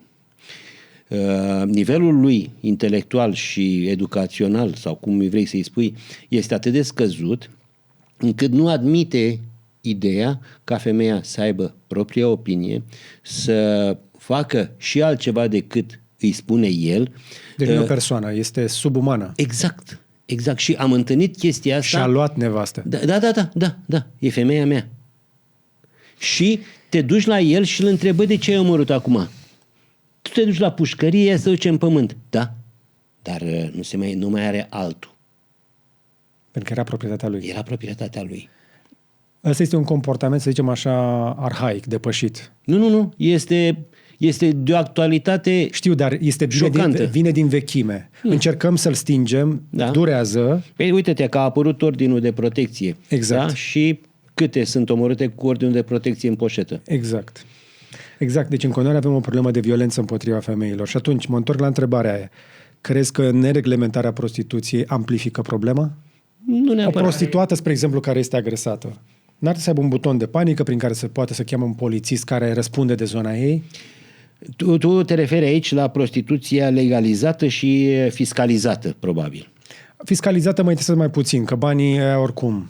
Păi ne mă interesează despre siguranța acestor femei. Dacă ai apucat să-mi spui că să aibă un buton de panică, cine să o apere? O firmă de pază, poate, contra cost. Dar nu dar poliția. Legal. Să se poate întâmpla totul în interiorul unui cadru legal prin care ea să fie protejată cu adevărat. Pentru că dacă ea cheamă poliția să se zică, ia zi, fată. Păi, și suntem iarăși în discuția aia cu homosexualitatea din anii 90, când cei mai mulți care erau furați, bătuți sau li se întâmplau chestii, nu reclamau asta pentru că relația cu persoane de același sex era incriminată de codul penal. Sunt prostituate și prostituate. Nu neapărat cele care se lăfăie și care au un nivel de viață extraordinar de ridicat din punctul de vedere al luxului, a ceea ce își permit. Dar sunt altele care așa gândesc și așa s-au obișnuit să-și asigure traiul de pe zi pe alta. Sunt cele de pe centură, majoritatea, sau cele care stau în stradă. Dar cum să nu? Acum că a venit frigul mai puțin, dar eu umblu foarte mult cu mașina și cu echipa și le vedem. Te-ai observat că au reapărut în pădure la Băneasa și la Otopeni? Și dispăruseră. Acolo am avut cel puțin 3 omorâri. Victime fiind prostituate. Hai totuși să fim un pic realiști. Cine se uită la chestia asta, băieți, alo, poliția română, le vedem. Sunt niște zeci de mii de mașini care trec pe DN1. Nu erau fete la pădure la Otopeni. Nu erau. Ani de zile nu au fost. De ce au reapărut anul trecut? Vremea când făceam emisiune la Realitatea, se mutase în sediu de la Wellbrook, chiar aproape de ieșirea din București, pe DN1, după școala franceză. E clădirea unde a înființat, nu știu acum unde mai au sediu ei. Și mergeam zilnic acolo. Ultima străduță pe dreapta, deci după privighetorilor, mai e o străduță până în clădirea respectivă. Acolo era în fiecare zi aceeași fată, o fată frumoasă, simpatică, dar acolo era locul ei. N-aveai cum să nu o vezi. Cred că sunt mai puțin de 500 de metri până la Academia de Poliție. Cam așa. În linie dreaptă. Da. Deci nu ești pentru legalizare. Au încercat și în unele părți a mers, vezi, Olanda, Germania, dar asta înseamnă și fiscalizare, pentru că produce niște bani o astfel de femeie și vrea protecție din partea legii și atunci este obligată să... Da. Noroc cu OnlyFans-ul, să știi. OnlyFans-ul, pe cele mai frumoase, le-a mutat pe internet. Nu știu cum arată, nu mă interesează. N-am accesat. N-ai de OnlyFans, nu? Nu te pasionează. Nu știi despre ce vorbesc. N-am pagină de Facebook, n-am TikTok, nu. Ok. Mi se pare cel puțin Facebook-ul și multe dintre astea un fel de exhibiționism care... Dacă ți se pare exhibiționism pe Facebook, înmulțește asta de 10 ori pe OnlyFans. Nu. Și știi că OnlyFans... Și nu sunt înapoiat ca gândire. Pe vremea ta tu puteai să vezi criminali în ochi, puteai să vezi fapta cu ochii tăi, puteai să o documentezi. Acum se întâmplă pe internet. Am avut un proiect, în ultimii 2 ani am mai colaborat cu cei de la Agenția Națională împotriva traficului de persoane. și mi-au spus că în momentul ăsta traficul de persoane nu mai înseamnă să iei fete din România să le duci la produs în Italia sau în Germania sau pe nu știu unde. Înseamnă să le iei, să le bagi într-un dormitor, să le pui o cameră în față și să producă pentru tine pe site-uri de adulți sau pe OnlyFans. Și banii să încaseze niște băieți care după aia vin și vorbesc despre ce înseamnă să fii mascul alfa. Exact. Și vezi că are o curte întreagă de mașini ultimul răgnet și... Dau lecții de masculinitate exact. și cum să domini femeia. Da. Tu când ești în pensie, amintește-mi? 2009. Ai lăsat România într-o stare destul de bună, un pic de criză, recesiune economică, dar din punct de vedere al criminalității lucrurile erau sub control. Începuseră să fie sub control. Față de 2003-2004, perioada care mi s-a părut de vârf pentru tot ce a însemnat droguri, prostituție și criminalitate la noi, cel puțin din experiența mea. Nu? Anii 90 au fost mai răi? Da. Dar după 2004 parcă a început să scadă destul de abrupt. Gândește-te că în anii 92, 93, 94 aveam, să zic, 260-280 de fapte contra vieții în București pe an. De multe ori aveam și 2-3 pe zi. Ok. Aveam și o zi, 2 pauză, după care a ajuns cifra pe undeva pe la 120-140.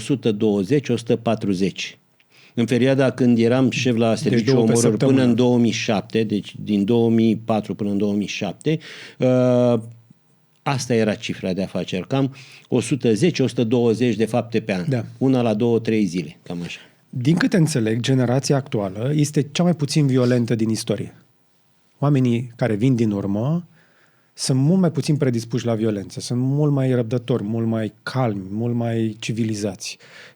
Societatea este mult mai supravegheată. Pedepsele împotriva faptelor se aplică mai rapid. Tu asta îți dorești sau asta îmi spui mie că există? Te provoc. Hotărăște-te. Pentru că există niște studii care spun că generația actuală, generația Z și generația Alpha sunt mai puțin violenți. Ei sunt mai puțin violenți. La cum vezi tu societatea astăzi? Este România mai sigură ca niciodată? Se duce către o perioadă, cum vezi tu viitorul de aici înainte? Ar trebui să ne preocupe siguranța publică, siguranța oamenilor sau vezi un risc de creștere a criminalității? Știi, rețelele de socializare, că tot am discutat despre ele, au dublu efect. În unele situații incită la violență, dar incită la modul exagerat, dar în același timp reprezintă cum să spun eu, un bau-bau pentru cei care sunt la un pas să greșească. Le e teamă, dacă am făcut chestia asta, se află și explodează toate rețelele astea și mă arată pe mine ce am făcut, ce am zis, cum am făcut. Aici rolul ăsta preventiv e de apreciat. Celălalt, și aici nu neapărat mă refer la balena albastră sau la cine știe ce alte... Nu, dar generația actuală este cea mai anxioasă. Da, pentru că lucrează cu astfel de rețele, știu care este efectul, pentru că este foarte ușor să distrugi un om dacă ți-ai pus în minte 2-3 oameni, să-i cauți în istoric, să-i faci cine știe ce mărșăvii, cum se fac acum filmulețe în care el nici nu există, dar apare ca și când spune ceva. Ești la curent cu astea, cu deepfake-uri, cu bullying online. Sunt modest. Nu-mi place să am așa ceva, dar asta nu înseamnă că nu am habar de ele. Și care este efectul asupra oamenilor care sunt stresați, da? Că anxietatea este o frică de ceva ce încă nu s-a întâmplat. Care este efectul acestei anxietăți asupra acestor oameni? Frica îmbracă foarte multe forme și vine din diverse direcții. Dacă vorbim din punct de vedere social, frica zilei de mâine e o problemă. Frica pentru cei dragi ție din cauza celor din cartier, din zonă care sunt violenți sau care îți atrag copilul într-o zonă urâtă. Bine că n-am apucat să discutăm despre criminali de vârste inimaginabile, de mici. La 12 ani, la 13, la 15 ani. Frica de oprobiu public dacă afirmi ceva sau dacă te expui în vreun fel altfel decât majoritatea care te vrea în rândul ei și dacă tu ai făcut pasul în lateral, toți te arată cu degetul.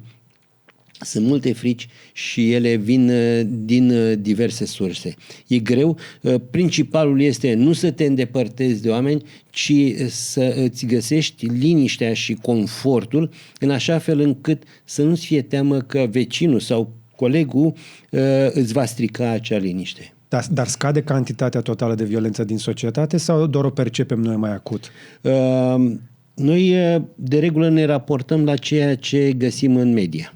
Toată societatea, presa, social media, toate trăiesc din atenție. Da. În economia atenției va câștiga întotdeauna știre negativă. O știu că din aia am trăit. Te cred. Dacă puteam să propun eu oricâte reportaje de weekend, tot o crimă sau un accident mi se aproba la București. Oricâte rezultate extraordinar de bune ar avea poliția, în media apar numai greșelile. O parcare greșită, un abuz. Așa este. Și atunci poliția e catalogată ca incompetentă, e catalogată pentru că în anumite situații este. Și mai este loc de îmbunătățit. Nu e bine să generalizezi. Așa este. Și atunci mă întorc la întrebare. Avem aceeași violență, mai multă violență sau mai puțină violență, pentru că percepția este că suntem cu toții într-o supă din asta de stres, da? Suntem cu toții stresați și anxioși în legătură cu ceva, schimbări climatice, război, violență, criză, orice. Deci, în perioadele de schimbare bruscă de presiune atmosferică, cei cu un psihic labil, cei cu niște afecțiuni sau, cu un comportament în general liniștit, au o altă reacție. De ce ai făcut-o, domnule? S-a schimbat presiunea atmosferică, a zis domnul Dan acolo. Tocmai la asta mă gândeam că ar fi putut fi ulterior folosit ca argument, ca circumstanță atenuantă. Nu e tocmai așa, dar nu pot să nu observ chestiile care sunt concrete. Știam, așa cum știu că dacă arată la un televizor, pe un post sau două, o încercare de negociere din partea negociatorului cu un posibil sinucigaș care stă pe marginea pervazului și știu sigur că la o zi sau două fapta va avea niște copii. Fie în alt oraș, fie în alt... Mimetismul. Da. Sunt oameni care poate n-ar fi făcut gestul respectiv, dar văzându-l la altcineva, prinde curaj și el. Dar, revenind la presiunea atmosferică, schimbările bruște de presiune atmosferică, mai ales atunci vara când sunt furtuni de alea hodorong-trong de nu s-a anunțate de nimic, știam că urmează să-mi sune telefonul. Și așa se întâmpla. Fantastic. Câte un om își pierdea controlul pur și simplu, atunci devenea mai nervos decât era de obicei sau ceva se întâmplă. Parcă te și văd, te uiți pe geam, s-a schimbat vremea. Aoleu, iar îmi sună telefonul. Cum era la sfârșitul lunii noiembrie, în fiecare an așteptam să intre un caz urât. Pentru că scădea cantitatea de lumină. Dar pe timp de caniculă se mulțesc sinuciderile. Pe timp de caniculă irascibilitatea crește foarte mult. Foarte interesant. Mai am o singură întrebare la final, Dan. Nu vreau să lăsăm pe oameni cu un gust amar și chiar cred sincer în ceea ce spun acum. Amândoi am văzut suficient de multă moarte. Tu ai văzut mai multă ca mine. Mult mai multă. Nu ar trebui să vadă nimeni moartea. Dar ar trebui să înțeleagă că ea există și că face parte până la urmă din viață. Corect. Însă, în esență, deși ceea ce vedem noi la televizor și în social media, acest negativity bias, că prima dată sunt scoase în evidență faptele negative, că din aia trăiește presa și algoritmul de social media, percepția ta asupra vieții, asupra oamenilor, cum vezi natura umană? Omul, în esența lui, da? Vezi partea bună din umanitate sau crezi că oamenii au în ei răul? Mă gândeam că ai să mă întrebi ce m-a apucat să scriu cărțile astea. Nu că neapărat că m-au bântuit, dar am avut nevoie să mi le scad, să le scot din sertare. Ele există acolo, nu mă bântuie. Dar scriind despre ele, Îți faci terapia.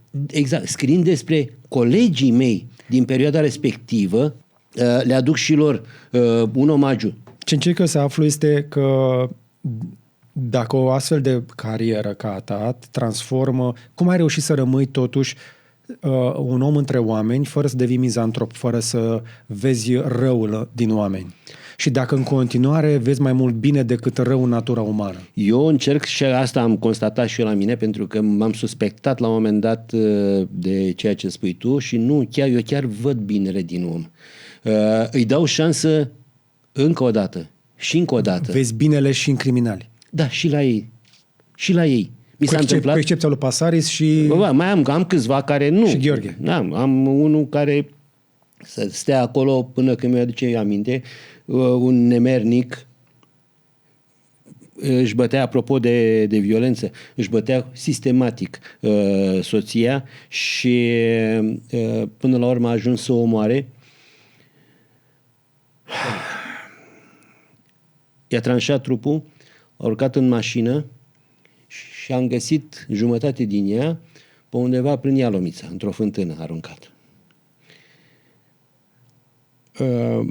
Primul suspect era el, ne-a mințit. E adevărat că 4 din 5 sunt din cercul apropiat. Criminalii întotdeauna, nu? Categoric.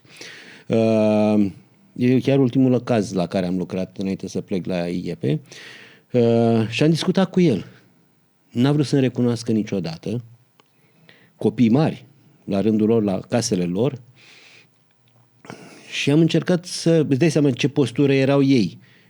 Tatăl care le-a omorât mama, ei trebuiau să discute cu tatăl. Pentru că n-a vrut să-mi spună unde este celălalt segment de cadavru. Noi găsim numai jumătate. Și până la urmă i-am convins pe copii să discute cu el. Care a fost reacția lui? I-a lăsat să vorbească. Bă, nu vă spun nimic. Așa o pedepsesc eu pe mata. Da? Să nu poată să fie îngropată creștinește, toată. Și nu le-a spus. Și nici la ora actuală nu se știe unde este cealaltă. Și cu toate astea nu urăști omul. Ăștia îmi sunt indiferenți. Asta e tot ce poți să faci. Da. Indiferent. Dar nu pot să-l uit. Și nu vreau să-l uit. De-aia l-am și acum mi-a venit în minte. Și la ăsta, ce să-i mai cer? Lui ăsta. Ce să-i cer? N-am ce să-i cer. Așa că... E mare lucru că reușești să ai în continuare empatie după o carieră de genul ăsta. Asta mi se pare, îmi dă speranță și mie că vedem cu toții atât de multe nenorociri în jurul nostru și cineva care le-a văzut poate pe cele mai multe reușește să îndrăgească omul. Dacă nu vezi partea frumoasă a omului, crede-mă, eu merg pe stradă și mă uit la oameni, mi-e drag să-i văd. Da. Ce mă întristează e faptul că mulți dintre ei sunt triști. Și de multe ori mă uit în ochii omului respectiv, îi zâmbesc ca și cum ne-am cunoaște și parcă o dată se luminează gândindu-se, bă, de unde e ăsta? Cine mă cunoaște? Dar i-am adus cumva zâmbetul pe față. Pentru că spuneam atunci la lansare de carte ultima, dom'le, eu am mai mult trecut decât viitor. Așa că ce pot să mai fac bine? Hai să-l facem repede, că... Nu se știe. Da. Da, cu toții merităm un pic de zâmbet, o privire optimistă și să vezi asta de la cineva cu experiența ta încă o dată, mi se pare Pe fantastic. mine umorul, sub toate formele lui, m-a salvat de la multe, să știi. Aș mai pune un singur asterisc înainte de final. Te rog. Și aș vrea să-mi confirm dacă e adevărat sau nu. Și din nou, o fac cu toată empatia de care sunt în stare, dar trebuie să fim onești. Am vorbit aici doar despre violența și crimele bărbaților. Avem și femei criminale, o mulțime. Dar nu mă gândesc doar la crimă, pentru că de cele mai multe ori femeile nu prea fac crime, pentru că... Nu, ele te omoară încet și sigur, dacă asta vrei să spui. Acum a fost e adevărat că femeile tratează suprimarea celuilalt în alt mod decât fizic, adică femeile sunt în stare să macine o victimă într-un mod diferit față de cel fizic. Bărbații li se pune pata, au mai multă putere fizică, mai ales în partea superioară și încearcă să întrerupă dintr-o dată sursa de stres. Că de fapt așa se ajunge de cele mai multe ori la crimă. Da. Femeile au însă un alt mod de a gestiona stresul și furia. Și ele o pot premedita pe termen foarte lung. E adevărat? Da. Este foarte adevărat. Dar ajung și ele să își piardă controlul, ajung și ele să își dorească să elimine stresul, dar să-l elimine la modul fizic, definitiv și irrevocabil. Dar asta presupune o acumulare de-a lungul anilor de jigniri, de frustrări, de violențe, din de ambele toate. părți. Da. Am lăsat asta doar ca o paranteză, ca un asterisc, să nu vine cineva să ne spună că ne-am luat doar de bărbați aici. Nu, dar atunci Să fie un pic de echilibru. Să ne gândim câte penitenciare de femei există și câte de bărbați. Da. Da? Pentru că puterea fizică, bărbații ajung să facă mai multe fapte. Și atunci că am păstrat o oarecare proporție și noi la capitolul ăsta, cu respect pentru toți cei implicați, încă o dată. Dan Antonescu, îți mulțumesc foarte mult pentru timp. Și pentru onestitate și pentru sinceritate. Cel mai bun storyteller în continuare pe care l-are poliția. M-aș bucura să mai văd și alții. Le mulțumesc tuturor celor care s-au uitat. Dați un like dacă v-a plăcut, un share să vadă și prietenii, un subscribe dacă n-ați făcut-o deja și până data viitoare să vă fie numai bine.